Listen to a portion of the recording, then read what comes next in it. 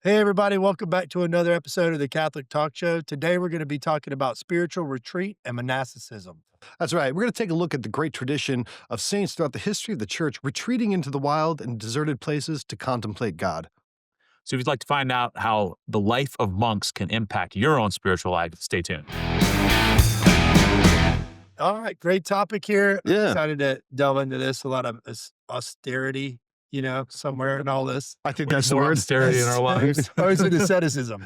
All Is those it, things. it's Yeah, all, yeah. it's all those. Learn about how to be monks. That's it. Yeah. Oh, look, and you don't have to join a monastery to be a monk, but I think this is really about the spirit of monasticism, the spirit of retreat from the world in imitation of our Lord, right?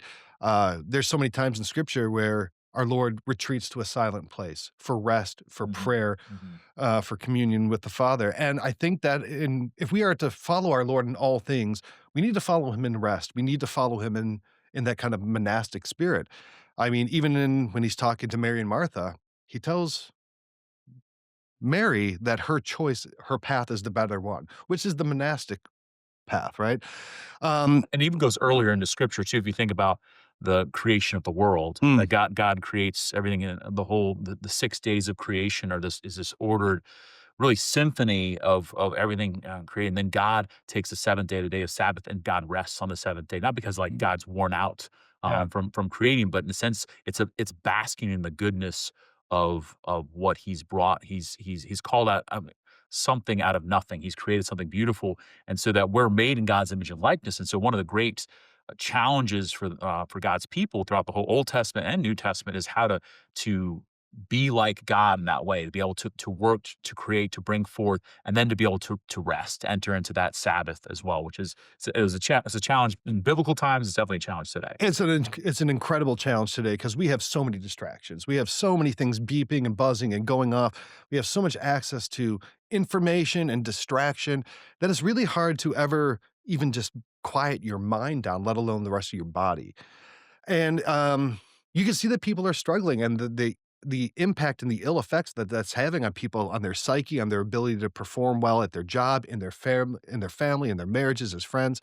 So yeah, and anxiety, it's a lot. So, um, I know that you took a sabbatical, is that the proper I term? did, yeah. I took a sabbatical this year. What's exactly a sabbatical? So sabbatical is for us as priests. I know other professions they have this as well. They'll take kind of a professional sabbatical. For me, it was right under 4 months where I've been the pastor of a parish. I still continue to be the pastor of this parish here, and I've been going really hard since Hurricane Michael wiped out our parish in 2018. We've been going hard in the Do they call you Hurricane Michael here ever? they don't. No. No, Okay. no. Yes. Well, people ask me, "Are you gonna start going by Mike?" Because I'm like, "No, man, I Yeah. had this name first." Yeah. So Hurricane Michael wiped out our parish and the whole surrounding area. So after the rebuild, went through COVID during that time, and getting all the church put back together, all the other buildings, and so working really hard and kind of recognizing for myself, I saw, okay, like things are going good. We're going in a good direction. And I'm recognizing that I would benefit from some time away to be able to recharge and refresh and be able to get just centered and focused on what God, why I do what I do, and so talked to my bishop about it, and it was kind of a year-long process of preparation because for us as priests, even though it's in our handbook, taking a sabbatical after X number of years is a normal thing, it's always sort of like kind of a bad thing. It's like there must be Y something wrong. Like, Father, yeah. you're going away for treatment, or Father, you're going away for something, or the wheel's about to fall off. And so I had to keep reassuring people like everything's great. That's why I can do this. Yeah. We're in a good position as a parish. I thought it was interesting, even the fact that in order to take the sabbatical, which I came back from ready to rock, be able to jump back into the life of the parish, be able to do all the things that we have so many great things that are going on ministerially, and be able to do it with a lot more joy and vitality. That was because I took those 4 months where I didn't have any connection at all. My staff didn't talk to me at all. There was no contact. I was still functioning as a priest, and that where I was celebrating mass, and I was in Toledo, Spain for a little while. It got to be the kind of the I can't help myself, kind of being the quasi chaplain for a Dominican convent in Toledo, which was Yeah. very, very cool. Dominican sisters there, cloistered Dominicans, most from Africa, which was awesome. Shout out to them if they ever see this. Santo Domingo Real, right there, that convent. But to come back from that and then to be able to enter into my responsibilities, having been refreshed. And it started for me with a monastic retreat. I was at a monastery as kind of the kicking off of the rest of that time. But it was so beautiful, and I wish it was normal. Yeah. For myself as a priest, but for other people as well to prioritize that kind of activity or lack of activity. Am I wrong? I think it's every 10 years a priest is entitled to a, Yeah, I've heard places where they say tenure. That kind of depends on the diocese. Okay. But I mean, Sabbath, sabbatical comes from the same word for Shabbat or for Sabbath, which is Rest. seventh. Yeah. Every Oh, seventh. 7th. Okay. Yeah, Every to 7 years. seven oneself, and so it's usually it would be a 7-year thing. I know some dioceses that do that as well, but I got after 15 years, so I was happy. I was happy. Yeah. Yeah, and Shabbat. I think it's interesting that you said that it's something that's kind of in the rules, something that's officially encouraged, but practically people are like, "Are you really? You're gonna go? You're just gonna shut down?" And like I know this from work, right? I'm gonna take a week off. The wheels are gonna fall off if I'm gone for a week. And the fact is, you come back and they haven't. You Right. know, and I think a lot of times you tell yourself you don't want to slow down because when you slow down, you got to confront yourself with things that you typically don't have time to. And I think that's where the tradition, the early church really believed that the battle for sanctity was internal, not external. Mm, You know, yeah. I think that, and you can really see that not in their, I wouldn't say their eschewing of the Mosaic laws, but there was a big shift from, sanctity comes from ritual washing and keeping the Mosaic laws to sanctity is not what goes in the body, but what comes out from it. Hmm. And from this, you get the tradition of these men and women leaving society and going into these wild places. And that's what we could talk about a little bit today here. Some of these kind of monastic movements and, who started them, what the benefit is spiritually, and how we can model that in our own lives. Yeah, Fulton Sheen, one of my favorite quotes of his in one of his books was, nothing's happened in our society and in the world that hasn't happened inside of the human heart first. Oh, Right. that's good. Yeah. Full Yeah. Sheen's so good. Yeah. Yeah, and the other thing too, I think Santa that's subito. Amen. Yeah. Official book. Sainthood now. Yeah. okay. Yeah, all right, yeah. I thought y'all were like, again, making up words. No, we're doing secret Latin chants here behind your back. No, but I think it's also like a bit of a surrender too. Like you're surrendering things in your life that you think you're in control of, and you realize that God's been in control the whole time. That's You find a lot of peace in that. you have a mystic soul, Ryan, because I think you really got to the heart of the matter there, because that really is what they were going after.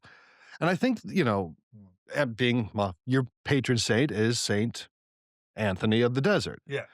I think it's pretty easy to say Saint Anthony really is the father of monasticism. I mean, there might have been some before him, like I think Pachomius and things like that, Old but Testament, you go Elijah. Elijah, that's right. That face of that, but yeah. But, Saint Anthony, he was in the 4th century in Palestine and Egypt, Egypt, and he heard a calling. He heard the gospel, go sell everything you have and give it to the poor. And he did. He did. He got rid of all of it. He got rid of all the stuff and he went and lived in the desert.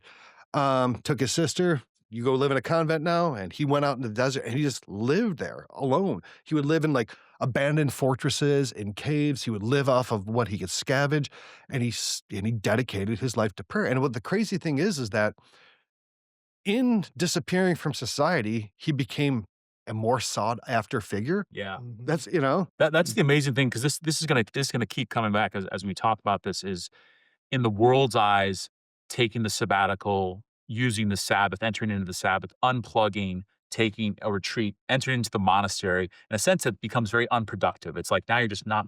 But what we see is these men and women who follow this path, every single one of them becomes somehow more productive, right. more generative, more fruitful. And he's a great example of it. I love that Athanasius writes the life story, Yeah. and that life story would then be read by a young Augustine and his friends, and would impact them and cause them to start to think about monastic life, which Augustine found, Yeah. has his own monastic tradition that falls in his spirituality. So it is the fruitfulness of his life once he withdraws from the rat race, that he becomes sought after and becomes this source of renewal for the church, but also the world. Yeah. I mean, there's so much energy wasted in just busy work. And we can all fill ourselves up every day with busy work. And it's like, okay, well, I should go get a nice night of sleep, but I'm going to spend 35, 40 minutes before I sleep scrolling, or, I'm going to stay a little bit after and do a little bit of extra work. And it never gets you anywhere. It's like trying to dig a hole in the sand. The walls just keep caving in if you keep digging. Sometimes you just have to get out and reset the foundations. Here's another example. Have you guys ever heard of Saint Arsenius the Great? So I was getting to Arsenio Hall. I know. I heard your wheels I was just spinning. gonna, no, I Is didn't. he Yeah. from the Bronx? Yes. Well, I mean, as far as Rome is the Bronx. So he was actually, again, he was a man of high position. He was the tutor to the children of the Emperor of Rome, right? I mean, this is high position. And, it's a Yeah. big job. I mean, you have tons of influence, and theoretically, you're teaching the next Emperor of Rome, the successor. That's a big position. But he was rich. He lived in the mansions or whatever, and he kind of took after Saint Anthony and took off for the desert of Egypt. Um, Again, like I don't know what it was about Egypt. I think in the ancient world, they viewed Egypt as the oldest place in the world, the most remote place in the world, because Egypt was already ancient to the Romans, and there's a lot of solitude there. Um, and he had this quote: "I've often spoken and regretted it. I have never regretted my silence." I think that's just a great, great quote. I've often spoken. Yeah, okay. And I'm regretted it. just for me who talks constantly and for a living, I'm thinking this through. So talk all the time, and oftentimes I regret it. I've never regretted silence. Okay, that's really good. I'm not gonna talk for the rest of the show. This is good. I don't know. You might regret Now that. we're just gonna be silent. Okay, let's just take a moment of silence in memory of Saint Arsenio. It reminds me of Cardinal tried, Straw's you know. book about silence. Oh yeah, who was there? Oh, you and Thad were both reading that, right? Yeah. Yeah. It's very powerful. Yeah. He even I think in some parts of the book he talks about how we fear silence. Oh yeah. We're afraid of it. Yeah. Because what it will reveal to our hearts. Yeah. So all of these saints that we're mentioning here are part of the larger movement called the Desert Fathers or the Desert Mothers, right? And this was the big movement. This was kind of the founding of monasticism, where they were going to the desert, whether it's in Egypt, whether it's in the Judean desert. But they were going from these metropolitan cities of the ancient Eastern Empire and getting out and focusing on prayer and living primally. I mean, very much, I would say, even like John the Baptist, right? Mhm. One of the traditions is that they would only shower or wash themselves once a year in preparation for Easter. Dude, that sounds awesome. Oh yeah, just eating, Culture is mad. right? But they were That's so cool. shower once a year, no haircuts, no beard all along, just chilling, praying. Sounds pretty nice. And then there's one more of the desert. So this would be a desert. There's a great book. I'll go here first. The Wisdom of the Desert Fathers, or the Sayings of the Desert Fathers. If you haven't read that, you got to check that out. I think Exodus 90, if you go on their website, they have a free copy of it you can get. But some of the things that I've read in that book are just absolutely mind-blowing. The wisdom you can get when you're in contemplation. The things that you can get clarity on, the things that you can distill down when you're not pulled in 600 directions, Mm. And then I've never heard of this one either. So this is the last one I'll mention here, was Saint Mary of Egypt. Oh yeah. Have you? Yeah. So basically, she was a very licentious woman. She was very, She's out there running around and stuff. I think the modern, Prostitute because she liked it. yeah, Most prostitutes aren't prostitutes because they like it. yeah, she was in it for the love of the game. Yeah. Yeah. Yeah. In modern parlance, she was for the streets. Yeah. And she was living this life. And for some reason, she was from Alexandria, Egypt, and she was in Jerusalem. And she tried to go into the Church of the Holy Sepulchre. And she would try to go in, and an invisible force was blocking her. There was nothing there physically blocking her, and she couldn't get in. And everyone else was just walking in this door, and she's trying to walk in. It's like a force field up. So she knew immediately, and she's like, I'm not worthy to go into this place because of the way I lived. And she went and in front of an icon of the Virgin Mary, wept, cried, and repented, and then went across the Jordan River and lived in the Judean desert for the rest of her life. That was just a really interesting story, that being blocked into entering the Holy Sepulchre. So what I love too about the fruitfulness of these monastic lives is you take any one of them, whether the saints of the Desert Fathers, and all of a sudden it's speaking into our life 2000, Yeah. 1700 years later. Yep. And because I've heard her as someone who's lifted up as an intercessor and patroness, those who are struggling with addiction to pornography or other sexual addictions as well. Because you think of we live in a society that is much Yeah. more and more unique, maybe more unique ways or more technological ways than in her own time have lionized and made that ubiquitous. So just thinking of her as an intercessor. So this woman who left everything and went out to the desert, who should have been forgotten by time and in history, we now know her name because of the life of holiness that she lived. And she continues to have an impact and inspiration for us today who are swimming in that. So she's a great person for us to be praying for, Yeah, for all of us. I don't think anyone remembers the name of prostitutes from the 3rd century, but we remember her name. I mean, so that's the Desert Fathers, and I think that's one group of monastic lifestyle, and I think that was the first one, and they were doing that in imitation, like you said, of Elijah or John the Baptist, or more in particular, our Lord going out into the desert for 40 days and fasting. But then here's another movement, the Stylites. Ryan, we've talked about this one before. And these ones, I think this is the craziest. Now, I don't know if this is extreme monasticism. This is like American Ninja Warrior monasticism. Literally. Literally. Yeah. Yeah. So this is kind of towards the end of the Roman Empire. So you have all these Roman buildings with all these pillars, right? And they're all breaking down. They're all ruins now. These men and women would climb up to the top of these pillars and live there on top of them. You see the pillars, it's probably about the size of this table, right? With a big pillar, and they just live there. And they were called the Stylites. So say this Crusader is one of them. Yeah. Yeah. So the most And we famous. also talked about, like practical things, like how they use the bathroom and stuff like that. Well, yeah, I mean, living on top of a pillar, how does one take care of eat? Eat much. So there was There was, That's good. That's a yeah, few calories in, few calories out, I think. little different than birds. Well, what would happen is that they would have like a hook, and then people would pull a Oh. basket up for food for them. Okay. But the most famous was Saint Simon Stylites. He lived on top of a pillar for 37 years. For 37 years, living on top of a pillar, exposed to the sun.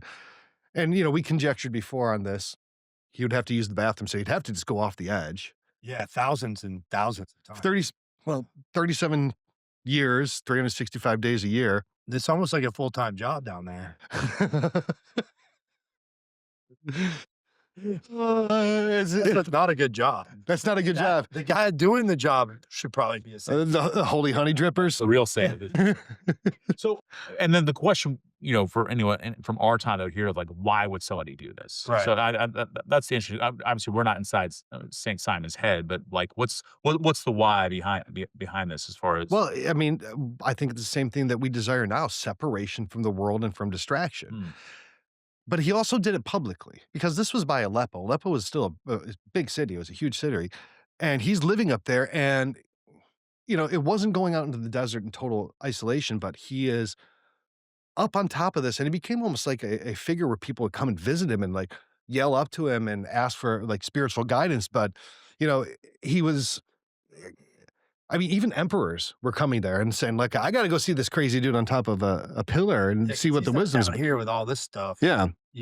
I think you see that in St. Anthony's life. So a lot of these desert fathers, and we'll talk about some more that I know a lot more about, where it's like you go there to be alone with God, and then God's like, now I'm going to send people to you. Yeah. Right? Like it's like a very fruitful thing where you would think that you're removing yourself from this world, that you're going to have no purpose, but in God's eyes, he can transform anything. Well, I think you're wearing a pillar, just the Yeah. clerical Yeah. outfit itself sets you apart. I mean, it signifies death to the world, the black, but it also sets you apart that people automatically and immediately recognize you as being consecrated, as a priest. And I think there's some similarity in that as well, No, absolutely. I think about too, like that you're consecrating a space as well. There's Mhm. something great about that the Desert Fathers would talk about how Christ has been preached to the cities, and we're going out into the wilderness Yeah. to do battle, in a sense, to bring Jesus and with us out into these areas of the wild frontier, so to speak. But the same thing that, okay, I'm going to consecrate this little space that I'm in. I'm sitting on this pillar, this this 5 by 5 pillar for the next 37 years or for the next 24 hours, however you want to say that. Right. And that this space I'm consecrating to God by my prayer, by my sacrifice, by my lift my mind and heart to Him. And God does something with that. And I think that the same thing, it's amazing, even just thinking about this gets into more of the application, maybe at the end of the episode, but just how we're called to consecrate space. Mm, Time and space are kind of those two commodities that are so limited. Um, but man, when we actually consecrate that to God, that it's so fruitful. Even so, if you sitting on the top of this pillar and it's the size of this table, saying this space right here belongs to God. Everything yeah. here belongs to God. And I think we do that with churches. We do that with chapels and oratories and places of pilgrimage. They have that special configuration. We also do that with our own, with like my car. My car, I'm going to consecrate my car. Mhm. This seat that I'm sitting in. Sometimes people hours a day on drives or commutes. Maybe as they're listening to this episode, that okay, this space is going to be consecrated to God. What a difference that might make, even in our mindset Yeah. and the grace that might flow from that place. Yeah, it's like the Saint Louis de Montfort consecration. It's all my possessions, all my children, anything I have authority over. Hmm. You're offering up Hmm. to God and allowing Him to come in and use it as He wills. So another kind of example of monasticism. So we're kind of going through some extreme examples of monasticism because I don't know. I think they're incredibly interesting, which is anchorites or anchoresses. These were men and women who would build a small lean-to against a church, just a small thing, and be sealed inside this room for the rest of their life. So they would be like if someone comes up to your parish and just builds like a little 3 by 3 room, or puts a little door, a slot in for food, and they're like, I live here now. That's what they used to do in the churches in the Middle Ages. There would always be these little anchorite hermitages attached to these churches, Now, why would they attach it to a church as instead of going into the so they wilderness? could have access to the communion. God, So they could be They attached to would the come to church. them and bring them Yeah, communion. through a slot. Okay, interesting, Yeah. interesting. Yeah. Oof. The most famous, St. Julian of Norwich. So she lived in this tiny room attached to St. Julian's Church, and she lived in there for decades. And she, while was in there, wrote the earliest theological text by a woman in English history. Hmm. Um, Doctor of the church, right? Isn't she? I don't know if she's a doctor of the You church, might think of something else, but yeah. but I mean, decades in this little room. But again, it's just like, I think I would imagine the inspiration is like when Christ is telling us to pray, go into your internal room, Hmm. go into your room and pray to the Father. And I think this is an extreme example of obedience to that. Interesting.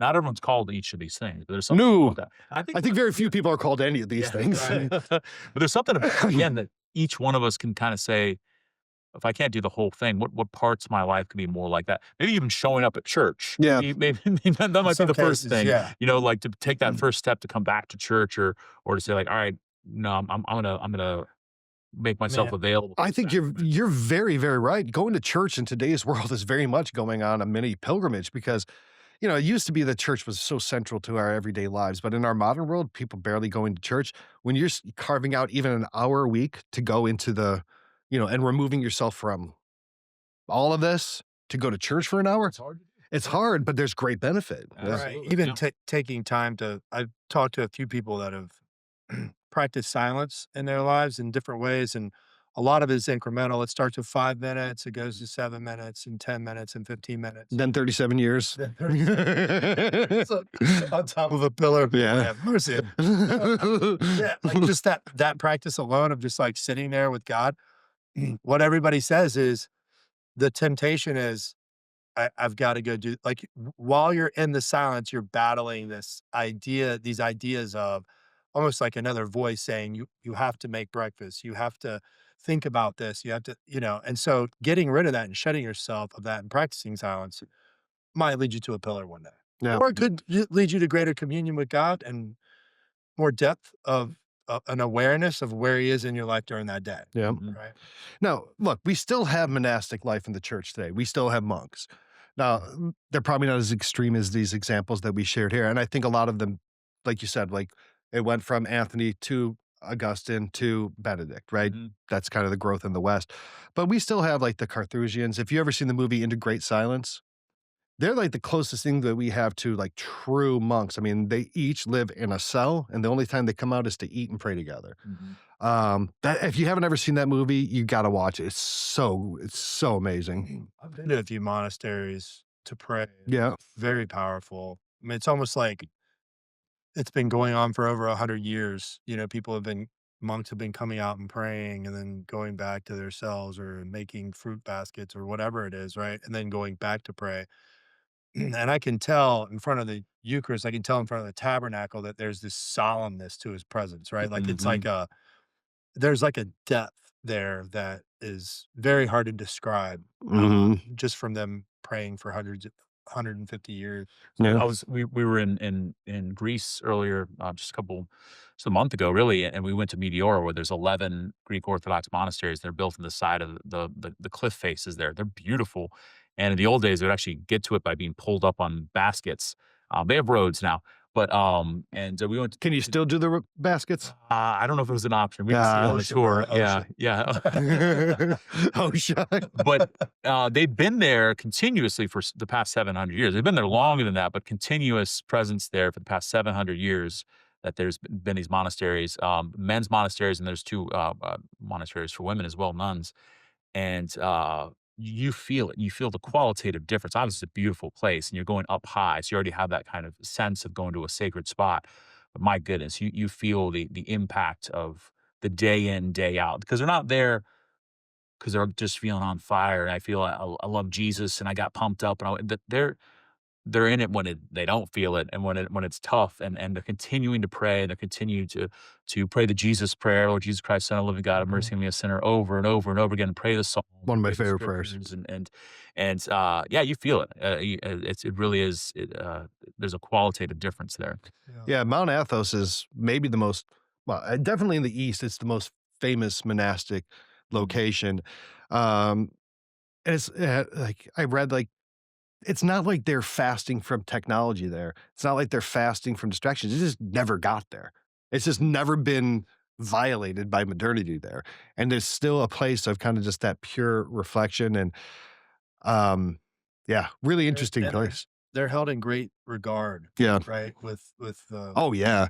You know, as a community, you know, they're held in regard. Even if they become like secular countries, it's still a very special place to the community. Yeah, I think Athos, I mean, they're technically part of Greece, but they just consider themselves supranational, like not part of any Right. country. Yeah. I don't know exactly how that works, but there's some kind of distinction for that, Mhm. not unlike the Vatican. But, I was in, Pennsylvania somewhere, Erie, Pennsylvania.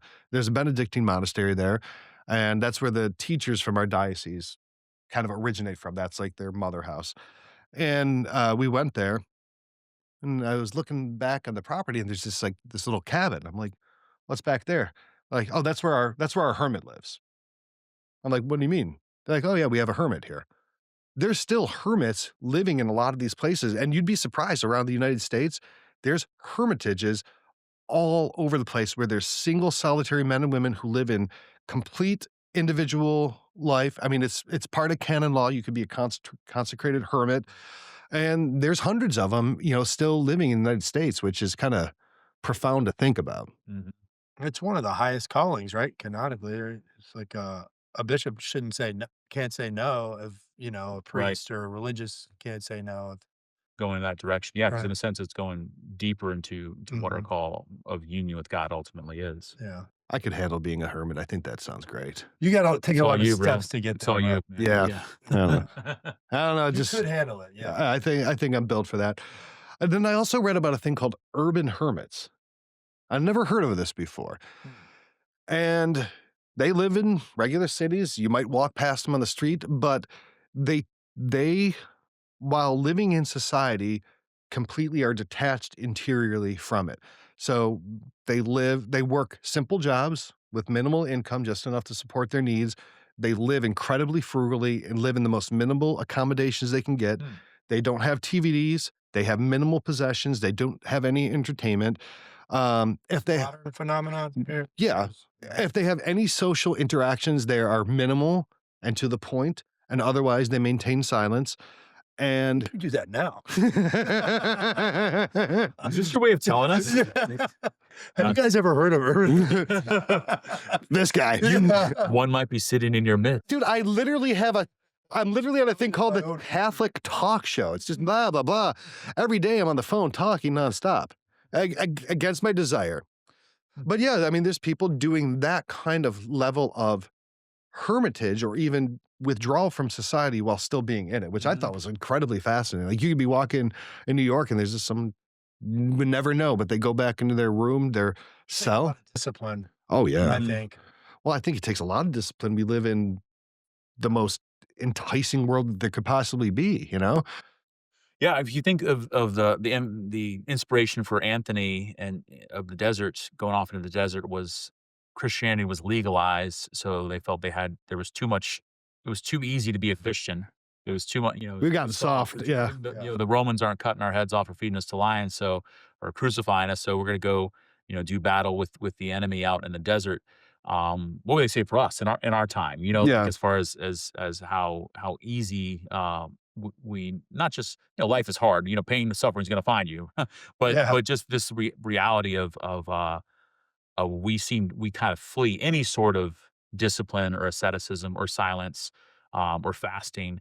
But it is funny how as much as maybe we don't talk about that as much as we should, that the world kind of picks it up, because it seems like people are moving back towards places of, in the secular sense, you have the rise of mindfulness, you have the rise of fasting as Yeah. benefits of fasting, or cold plunges as this, like, I'm doing something to my body that's difficult, that I don't want to do, and it's actually releasing endorphins and healing properties, all these sorts of things. In a sense, these are all monastic traditions and practices. Yep. Apps that help you with silence. Yeah. Yeah. It's just like, It's just an app that says shut up for a bit. yeah, it's like I need An app that that. shuts down your phone. I mean, they Yeah. got these Yeah. now. Like I understand. I'm not faulting anyone who does these things, because what it shows is that we have a universal human hunger for that, and the fact that when we propose these things, these kind of extreme ways of living this, that it's so strange to us. Only to me just points to how much more we need to focus on it as a church, because the church, we have this tradition, and it's never left. It's Yeah. present today, and so I think we need to be able to talk about it and share it with people, because man, it makes a huge difference. Well, you mentioned Augustine, and I think one of his quotes is, perfect abstinence is easier than perfect moderation. And that's so true. I mean, if you try to moderate yourself, it's like, I'm just going to have a little alcohol. I'm going to just stay up a little bit later. I'm just going to, Instagram for 10 minutes. yeah. Yeah. I'm going to watch just a little porn. I'm going to do just a little cocaine. I'm going to kick one dog. Like it gets going pretty quick to where pretty soon, Keep kicking dogs, man. pretty soon you're, Stop. pretty soon you're kicking dogs like Ray Guy.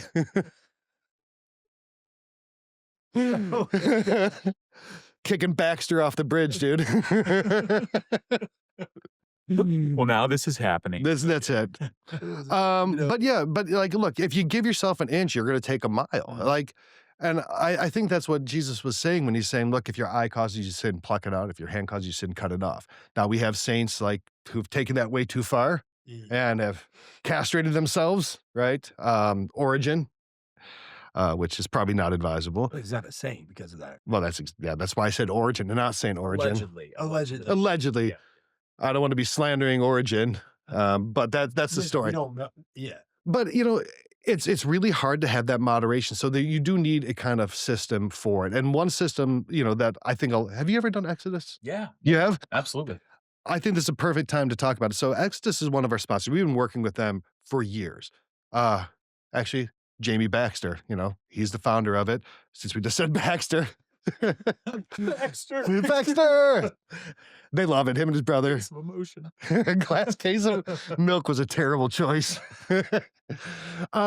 Exodus 90 is a program that helps men find freedom from the things that are really holding us back in modernity. Things like distraction, frivolity, comfort, just laziness, right? And, over 250,000 men have went through the Exodus program. It was developed in seminary, right? And they take, like you said, like the church has these practices and we're not really promoting them, not really using them. And what Exodus does is they take this and they make it in a really easy to use app and program so you can draw on the traditions of monasticism and asceticism because they're two separate things within the In our church modern culture. in our modern culture. And it's a hard reset, Not even leave too. You can go about your daily life. You're just right? it's into practice. Yeah, you're an urban monastic, right? Yeah. And you don't have to spend 37 years on a pillar. What they ask for is 90 days as a hard reset, and it leads up to Easter. And I think that's a great time frame, a really great preparation for Easter to hard reset, like get rid of distractions, take cold showers, make sure you're praying for a certain amount of day, eat healthy, you have to exercise. These are all very simple things, but without a guide to help you do it, you can forget to do it. Mhm. You can forget, and like I said, pretty soon you're And if you're kicking trying to backstraw off a get bridge. guys to support you, I Yeah. think is another I think that's a big thing because, like, like you said, it's just like when you do one little thing, it's like now you got a group of guys that you can meet with, Yeah. Well, hold each other accountable. like if you look at a monastery, you have other guys there keeping you on the straight. Yeah. What was your experience on Exodus? So, I would say the brotherhood aspect really becomes the best part because the thing we did it this past year, and I had done it years ago when it was still pretty early, and it's uh, soon after, yeah, and it's really grown a lot since then. But we did it with a solid group of men here at the parish. We did it in English and Spanish, and we meet every morning, every Monday morning at 6 a.m. And what I loved about it was us being able to say, like, look, if you got this whole list of things that we're committing to, and if you fail at them, good, that's great. Yeah. Like, You're probably going to. yeah, that lets you know. Don't let that be like, well, I messed up and I started looking at social media again, or I did this or whatever. Whatever the commitments we're committing to not doing for 90 days, to recognize their own weakness, because this isn't just about like a superhuman. I'm just going to do a bunch of stuff and then God's going to love me. It's like God loves me already, and the more I can press into these areas of asceticism, of fasting, or of prayer, of silence, or of technology fast. Um, the more it's opening me up to my own need for God, but also need for brothers. That was really by far the best part, was the conversations with the other guys that we were having, men at my parish who maybe some whom I hadn't really spoken to before. But every Monday morning we're gathering, we're talking, we're being real about struggles we're facing. I'm being real about struggles I'm facing. I'm like, I was able to continue to lead, like, guys, I am not batting 1,000 on Yeah. any of these things. Yeah. And it's because of that I recognize that I need to be here every morning, on Monday morning. Yeah. So I'm excited to get back to it this upcoming year for another round. Well, good news. It's free for you if you want to. Well, so if you go to CatholicTalkShow.com/Exodus, you can download the app for free and get a 14-day trial, see how it works for you. Trial. And you get a free trial. That's right. Trial. But look, these guys, they're the real deal. They really mean it. They are really prayerful guys. They're creating a system that really helps. And look, It's changed a lot of people's lives. 250,000 men, and they say, look, I'm finding new freedom. I'm more present to my family, to my wife, to my children, to my church, to my community, because that's what it's about. It's not some frivolous challenge like I'm going to go 60 days without doing this, or I'm going to do 90 days like this, or I'm doing hard. Feels. Yeah, it's not. That's not the What purpose. you were saying is like it opens you up to receive God's love, Yeah. right? I think that's the thing is it's like all these things, these distractions, comfort, all these things that we sort of lean on, eliminate some of the ways that we can allow God to come into our lives, and Hmm. they eliminate them in like frivolous ways, Yeah. right? And so when we eliminate those things, I think we're able to more fully receive His love.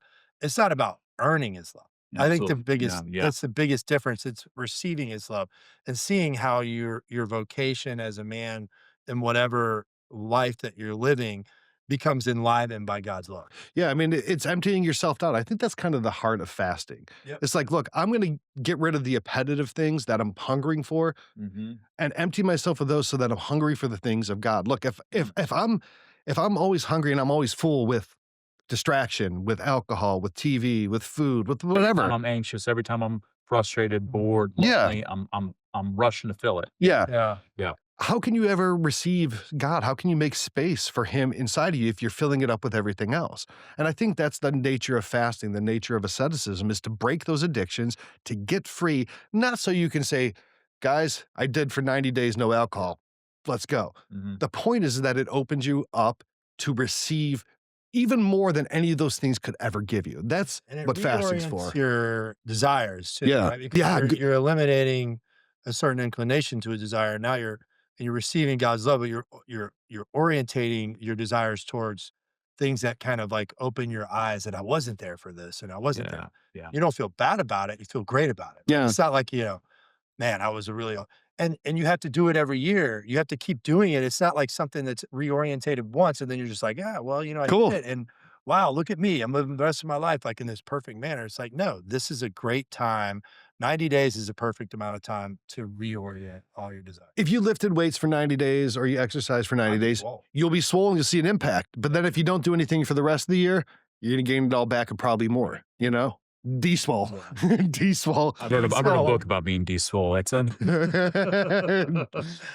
Then I didn't finish it. Oh, Lord. So yeah, look, I got the app on my phone. I'm a member of it. You can go out, you can find all the different communities. They have this great feature now where you can go find a fraternity of men near you. I mean, Mine right there. that's you right there. And you can also create custom fraternities. So even if it's people who are around the country, so like say you have brothers and friends from, the seminary class of the 30 for 30, you can all create your own custom fraternity on there. You can create fraternities if you're a member of, say, the Knights of Columbus or within your parish or within family. You've got your family. And your family. Yeah. You want to do that together? Yeah. So go ahead, go to CatholicTalkShow.com/Exodus, try it out. Their Exodus this year starts on January 5th. That would be 90 days leading right up to Easter. And then you get to experience Easter like never before, breaking free from all this stuff, Get out of Egypt, Moses. Go find some freedom, Beautiful. Highly recommend. So let's talk about then some practical things people could do to incorporate, I don't know, this tradition of monasticism. Exodus 90 is a great one. It's a very structured program, but that's for men specifically. Mm-hmm. So, for women out there or for men who are looking for something more introductive, there's some really easy things you could do. Like you mentioned, I love this, that a consecrated space, having a space that's set apart. I mean, Absolutely. I'm sure you have that, right? No, I do. I'm blessed to have I have an actual chapel in my house, but something I've been Lucky. is I know, right? Not everyone has that. But something I've been moving towards, I've been thinking actually since my trip to Greece, thinking more about like the consecration of space and looking at even my own room. Like I'm not a big feng shui, designer as far as like how to make this space. But there's certain parts of my room that I'm like, look, this space, and a lot of it means not bringing my phone into my room or not bringing technology in my room. But this space, this chair over here in the corner comes the perfect spot to read, to study, to pray, to do night prayer before I go to sleep. But I know if I got my phone in my room, it's very easy where you're just scrolling or you're just answering things or you're looking stuff up. Mhm. If there's any sort of technology, in a sense, it quickly circumvents that. And I very rarely am going to be in a chair next to my bed reading and it'd be like 4 in the morning and you'd be like, oh, I just got to keep reading. Yeah. Usually if you're reading the This is a Bible, real reading page something, turner. even just just a good novel, you're going to get to a certain spot and it's going to get to be 9, 10. You'd be like, I'm tired. I'm going to sleep. That's a great feeling. Yeah. There's something about that. The discipline of sleep, I think, is Oh, maybe yeah. something. I mean, I've heard it said before, that 9/10 of sanctity is going to bed on time. And I think that's something That's good advice. the monastic life kind of engenders that we can start to look at as far as how often we, and again, we have to have blue light glasses now. We have to do all these things. So we recognize how this stuff is messing up our brains and Yeah. our rhythms, our humanity, really. But man, space and time. If it becomes every night, my phone doesn't go into my room. It's plugged in another area. I have an actual alarm clock next to my bed. It's crazy. They still sell these things. Actual alarm clock next to my bed, and that I can go to sleep. I can have that space to pray, and I can have that time to sleep. My goodness, Yeah. whatever things about like, in the morning I'm going to wake up early and I'm going to go for a run and I'm going to pray. I'm going to go, write the next great American novel. Then I go to sleep at 12:30, 1 o'clock in the morning. It's not. Yeah. Talk to good game. He's talking good game. Morning me is hating nighttime. Oh, yeah. We want to put those two You know, as friends. I do that a lot of times when I'm taking Like, I'll be taking Christmas lights down, and I could wrap them up neat, but I'm tired. I just throw them all in a box. I'm like, screw you next year, Ryan. You could deal with it. You know, I do that a lot. I am mean to future Michael. Yeah, I do that a lot. Mean to I was gonna say, so like after school, you know, if I don't unplug the television, my kids are sitting down watching it. Yeah. Sometimes I forget to do it. But when I unplug it and they'll sit there and watch it, I'm like, that's fine. You know, they're at school interacting with people. It's not like they were around a TV all day. But when they come home and I've got the cord, and boy, I've lost the cord so many times. I think it's still lost right now. I'm sure. They're just like, why don't you ever remember where you put it? I was like, I put it there, and I'm like recalling, get in there, and then I forget. But when it's not there, they're playing card games. They're hanging out with the neighbors, like they're in my room talking to me. Like it's just like this is All great. the dreams of a father's heart for things for your kids to be doing, right? Yeah, Yeah, you're never hoping like, "Oh, man, I hope they watch old Full House yeah. episodes more." With me. Man, taking your devices from your kids is one of the best things you could do for them. I've heard so many like child psychologists, even people who make devices. They say, look, the best thing you do for your kids is not have anything, and if you have to have it, extremely limited. Because boredom is good. Yeah. Silence is good. Absolutely. Creativity and contemplation and catharsis. Yeah. It's fun for me. Yeah. Mhm. Another easy practice is going for a walk with no headphones, no music, Mm. no audiobook. Because it's like, oh, I'm going to go for a walk. I'm going to listen to my book. I'm going to listen to music. I'm pump it up and whatever. Go for a walk, 30 minutes, no music, no audio. Kind of force yourself to be alone with yourself. It could be pretty harrowing to be away from everyone and just by yourself. And now you have your thoughts and you're away. You're kind of forced to talk to yourself and pray, you know? Yeah. One time after Jen died, I went to the beach and I was like, I'm just gonna walk because I was like so stressed out. I just kept walking. It was like a Forrest Gump moment. I think I'm going to turn around because whatever was inside of me and all the exhaustion of what was going on in my mind as I was walking, you know, quietly by myself, you know, it's like the intensity of the thought started deadening, and then those thoughts went away, and there's another layer of them, and then the intensity was there, and then all of a sudden, it's like it's all gone, and you're like, you feel like whole again, and then I just turned around and walked back. I was like, crap, I went really far.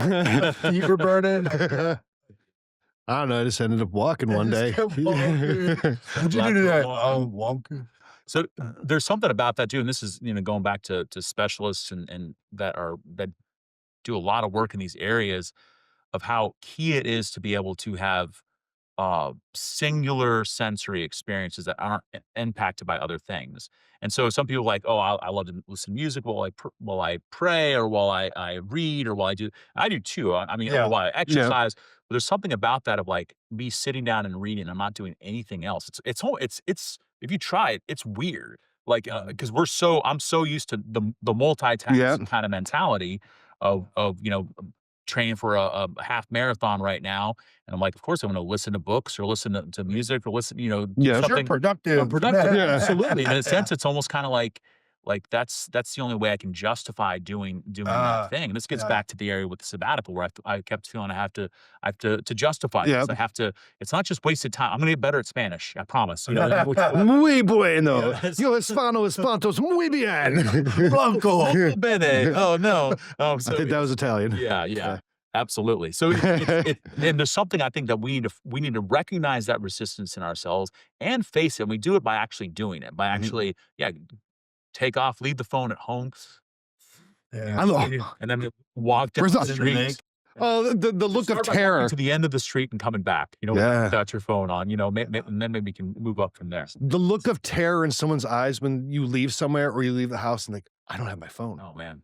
The look of terror. It's like they left without their feet. They left without their head. Here's another one that I saw that I thought was pretty challenging. How often do you eat in silence? I mean, if you're sitting down to eat, you're probably eating quick and you're probably watching your phone and you're just. Yeah. As a YouTube Yeah. shorts catch up. 100%. We want some Bears highlights, boys. Yeah. You're a Bears fan? Win. Come on now. You a Bears fan? Oh yes. Okay. A California boy living in Florida as a Bears fan. How'd that happen? So I've watched a Walter Payton video when I was in second grade. Yeah. and diehard ever since. I come from a strictly Orthodox 49er family, Okay. but, I'm a Bears fan. We're talking Joe Montana and Jerry Rice, man. That's right. That's one crazy because, like, look, I mean, when people eat, they're either talking, which is great. Having a communal meal is great, but having a breakfast, having lunch, even a snack in silence without looking at your phone. Yeah. Or sitting down. Like for me, eating, it's like sitting down and eating, like it's hard for me because I'm making food for Yeah. myself or for somebody else, and I'm like, here, here. And I just eat while I'm standing. Yeah. It's almost like it's gonna go away or something if I don't just consume it immediately.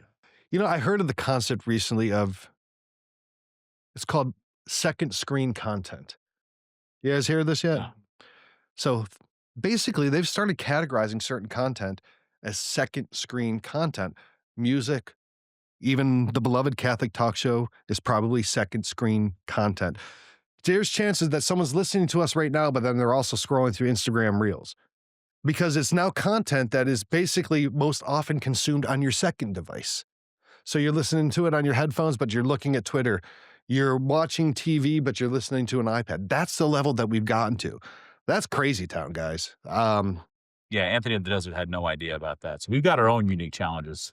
Well, Anthony of the Desert would be like, what? You got second screen content? Like, I just had Romans after me. This is nothing. It's all that dopamine, man. Like it's like, Oh, yeah, we're dopamine addicts. well, I mean, but they constructed all this out of, being able to capture somebody and Mm-hmm. give them, even games, all these things. They all have studies done by like Stanford and all this stuff on how to give Stanford. somebody Psh. something.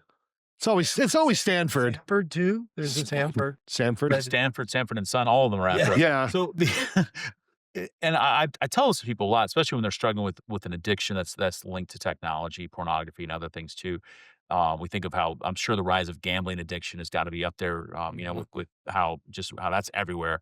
But that these companies that we've got people, MIT scientists, their full-time job is to ensure that you keep looking at this device.